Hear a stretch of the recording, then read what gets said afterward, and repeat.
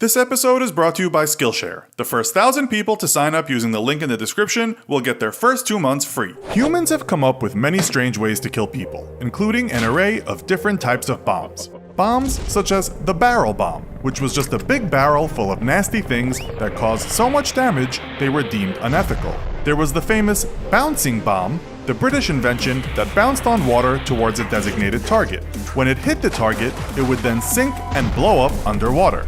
Then people got smarter and created bombs that had guidance systems. And after that, normal bombs were often called dumb bombs. But it was the USA that came up with, without a doubt, the weirdest bomb in the history of mankind. And that's what we'll explore today in this episode of the Infographics Show, Bat Bombs, the craziest bomb in history. We'll get right to the point and tell you what a bat bomb is. If you're thinking the word bat is used as a metaphor for something, you're wrong. Bat bombs used actual, living, breathing bats. Those were Mexican free-tailed bats, which are super abundant in North America. These little rascals are said to be the fastest moving animal in the world when flying straight. They can reach speeds of 99 miles per hour.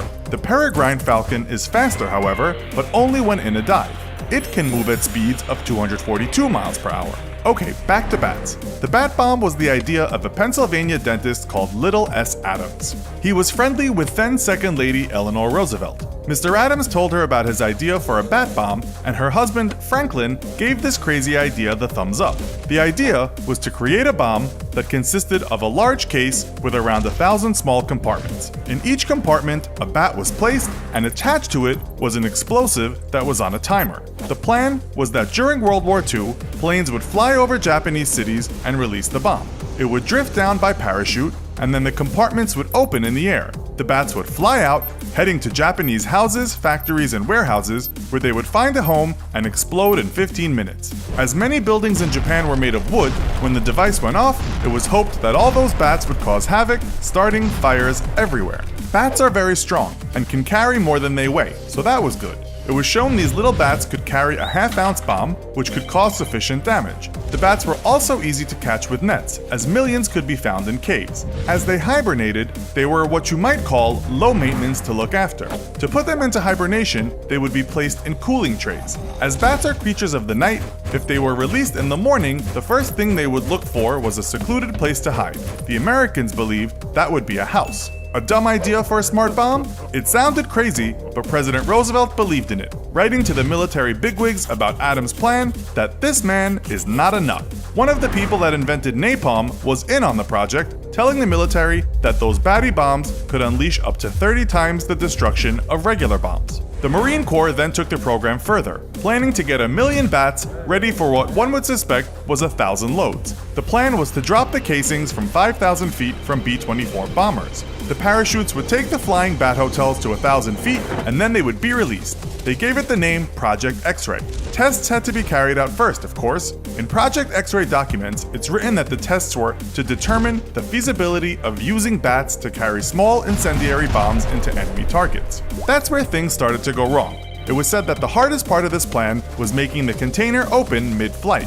That might be easy now, but it wasn't in the 1940s. The Atlantic writes that one time, the case opened by accident during tests at Carlsbad Auxiliary Airfield. The bats flew everywhere, madness ensued, and a hangar and a general's car were set on fire.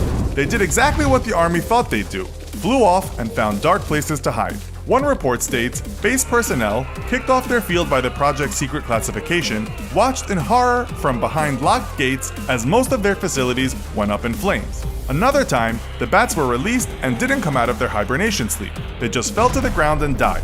During all tests, it said 6,000 bats were killed. They tried 30 times to test the bat bomb and spent around $2 million on the project, but it just didn't work out. The military and government believed that money was better spent on another secret weapon, the Manhattan Project, for the development of the atomic bomb. Some people said bat bombs would have worked if given more time to test them.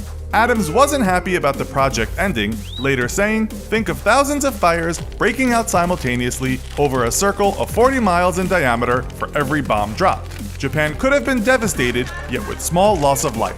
It was a failure, as were exploding rats and pigeon-guided missiles. But the Americans went on to further develop weapons using animals. You might recall the CIA's spying cat called Acoustic Kitty. That project cost $20 million in the 1960s and was an absolute catastrophe, pun intended. Mr. Adams, meanwhile, went on to do all sorts of things, including inventing a fried chicken vending machine. It seems that didn't work out either. The irony is that now it is the Japanese who are the masters of fast food vending machines. According to Japan's Vending Machine Manufacturers Association, there is one vending machine for every 23 people in the country. We found one that vends fried chicken in Osaka. If you liked how this video looked, and you're interested in making videos like this, maybe even having a career in animation, we suggest starting by taking a class on Skillshare called Simple Character Animation. The class will teach you how to bring a simple character to life by learning how to build and rig inside Adobe After Effects. This is just one of the 20,000 classes offered by Skillshare, an online learning community with classes in graphic design, finance, 3D animation, and more. The first 1,000 people to visit skillshare.com/infographics33 or to click the link in the description will receive premium membership for 2 months completely free. Join Skillshare and start learning today. So, think the bat bomb could have been a good idea? What crazy ideas for military weapons do you have?